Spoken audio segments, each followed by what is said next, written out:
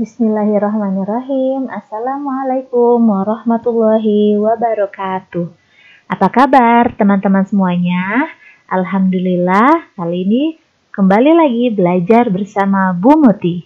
Hari ini Bu Muti akan mengajarkan tentang mengenal sudut. Kita sudah masuk tema 8. Bagaimana? Sudah siap semuanya? Tetap fokus ya. Kita mulai. Materi yang akan dibahas kali ini adalah tentang memahami sudut, menamai sudut, mengenal jenis-jenis sudut, dan membandingkan sudut. Kita mulai dari yang pertama. Memahami sudut. Sebuah sudut terbentuk jika dua garis lurus bertemu di satu titik. Contohnya, ada satu garis dan garis yang lain. Salah satu ujungnya bertemu di satu titik. Inilah yang disebut sudut. Dua garis ini disebut kaki sudut. Titik pertemuan dua garis itu disebut titik sudut. Dan daerah ini disebut daerah sudut. Bisa teman-teman? Oke, kita lihat selanjutnya. Bu Muti mempunyai beberapa gambar stik es krim. Dan pertanyaannya adalah yang pertama, pasangan manakah yang membentuk sudut? Dan pasangan manakah yang tidak membentuk sudut? Kita jawab yang A dulu ya. Kira-kira pasangan mana sih yang membentuk sudut? Ingat, sudut itu terbentuk jika dua garis lurus bertemu di satu titik. Maka, pasangan mana yang bertemu di satu titik? Oke, jawabannya A, C, D, dan F. Karena A, C, D, dan F, dua garisnya saling bertemu di satu titik. Lalu, pasangan manakah yang tidak membentuk sudut? Ya, betul. Jawabannya B dan E. Karena stik huruf B dan huruf E itu tidak saling bertemu. Dia garisnya berpisah. Maka B dan E tidak membentuk sudut.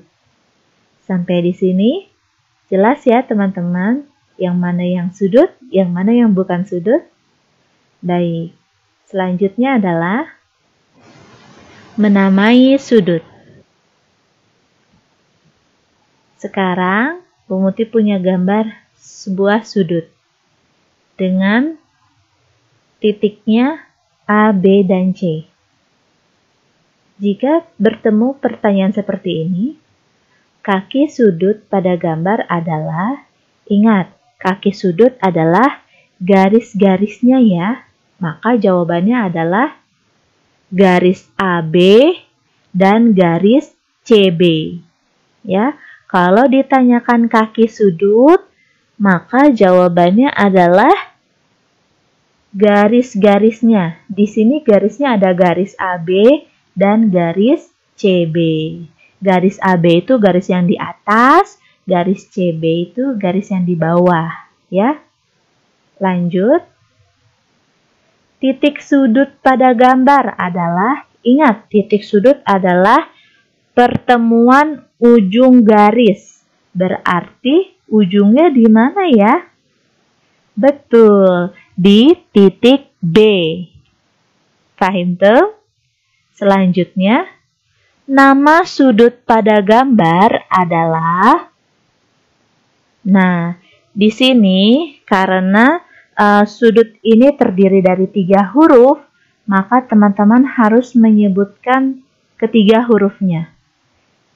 Sudut yang Bu Muti pasang kali ini adalah disebut sudut ABC atau bisa juga disebut CBA. Syaratnya apa? Syaratnya adalah huruf titik sudutnya harus berada di tengah. Ya, karena titik sudutnya B, maka huruf B itu harus berada di tengah. Jadi teman-teman bisa menyebut dari A dulu, A, B, C, atau boleh juga menyebutnya dari C dulu, menjadi sudut CBA. Ya, asalkan syaratnya itu huruf titik sudutnya harus berada di tengah-tengah. Fahim? Kalau belum, Bu Muti masih ada satu contoh lagi.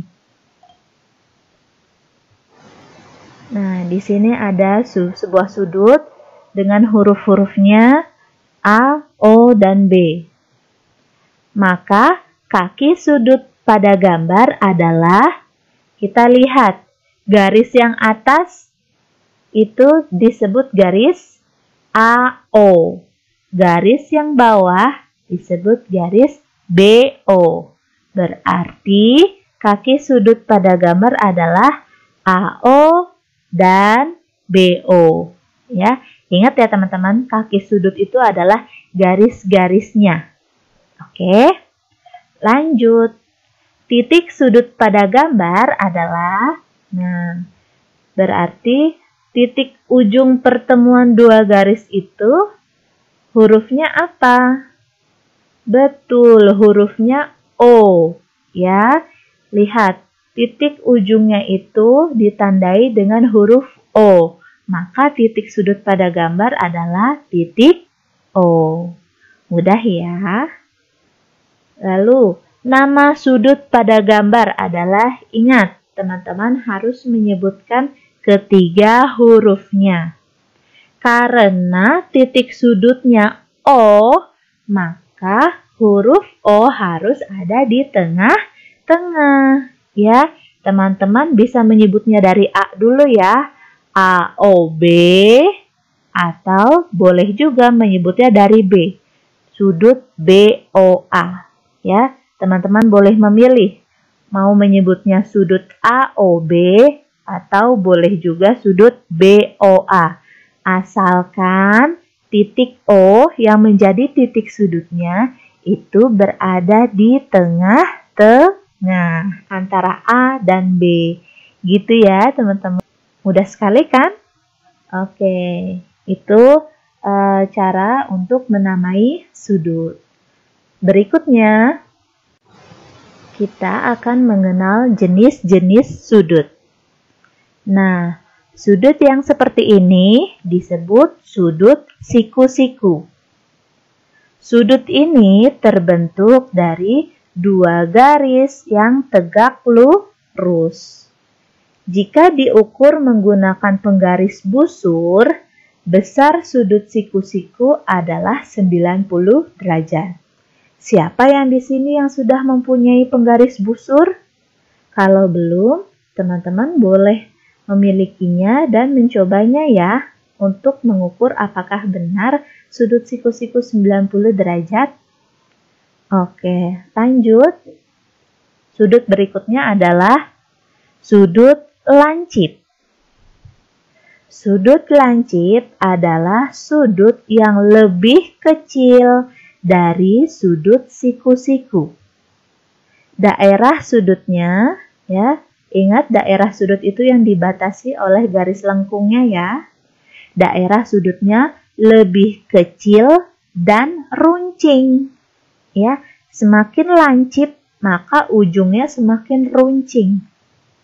Jika diukur, sudut ini memiliki besar kurang dari 90 derajat. Ya, karena dia lebih kecil dari siku-siku, maka besar sudutnya itu kurang dari 90 derajat. Berikutnya, ada yang namanya sudut tumpul. Sudut tumpul adalah sudut yang lebih besar dari sudut siku-siku. daerah sudutnya lebih luas dan besar. Jika diukur, sudut ini memiliki besar lebih dari 90 derajat.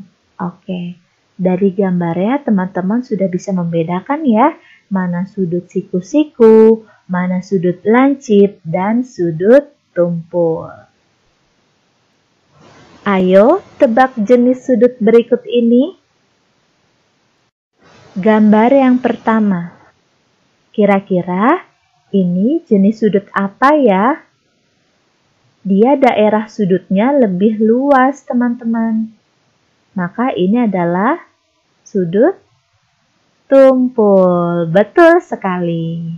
Berikutnya, nah, kalau seperti ini ada dua garis tegak lurus, dia membentuk sudut apa ya?